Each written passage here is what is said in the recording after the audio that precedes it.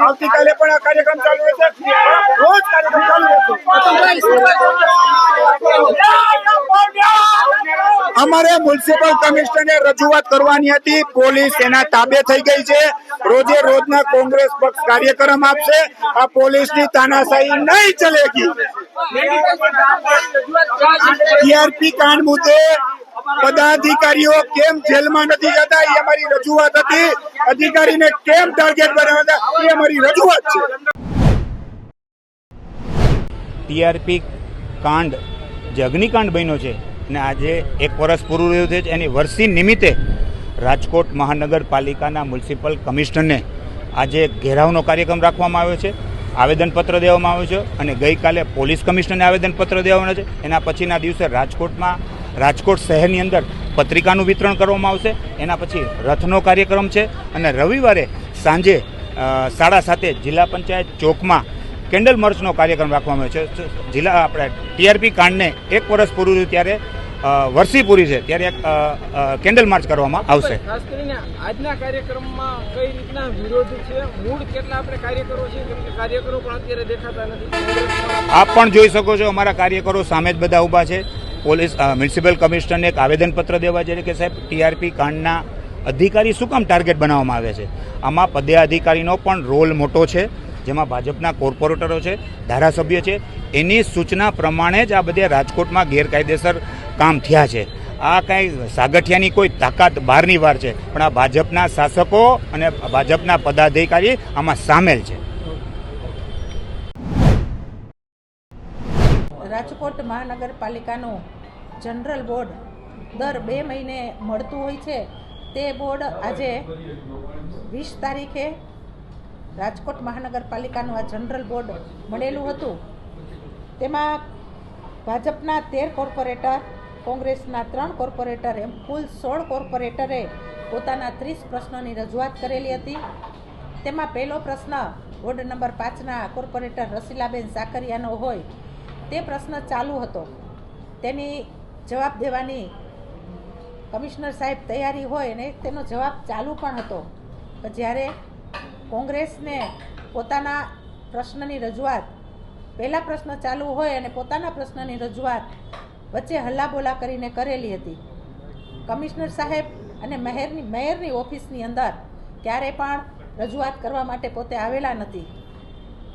સ્વાભાવિક છે, જે તે પોતાના વિસ્તારના કોર્પોરેટર હોય તો તેના પ્રશ્નનું જે પણ સોલ્યુશન હોય તે અહીંથી અમે કરેલું છે. 15 નંબર વોર્ડની અંદર પણ અમે કામગીરી, રાજકોટનો એ વોર્ડની અંદર પણ કામગીરી કરેલી છે.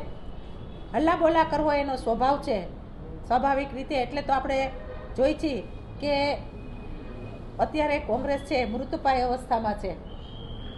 પ્રજાનું કામ કરવું હોય અને પ્રજાની સાથે આપણે રહેવું હોય તો આવા કોઈ જનરલ બોર્ડની ગરિમા જાળવી અને ચાલુ બોર્ડની અંદર આવા હલ્લાબોલા ન કરવા જોઈએ.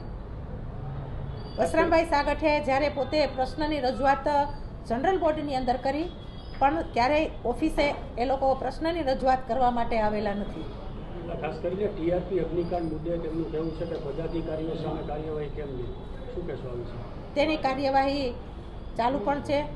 સ્વાભાવિક રીતે જે લોકો મૃત્યુ પામ્યા છે તેનું દુઃખ મને પણ છે, તેમજ રાજકોટની જનતાને પણ છે.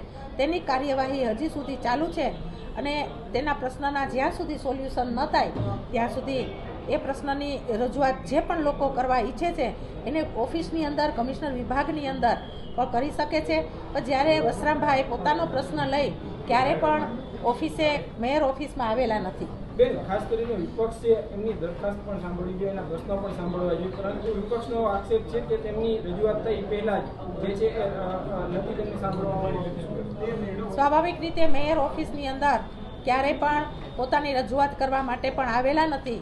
પણ જનરલ બોર્ડનો પહેલો પ્રશ્ન ચાલુ હોય એ પ્રશ્નનો જવાબ કમિશનર સાહેબ આપતા હતા ત્યારે સ્વાભાવિક રીતે બોર્ડની ગરિમા જાળવવી એ પણ આપણી ફરજ છે.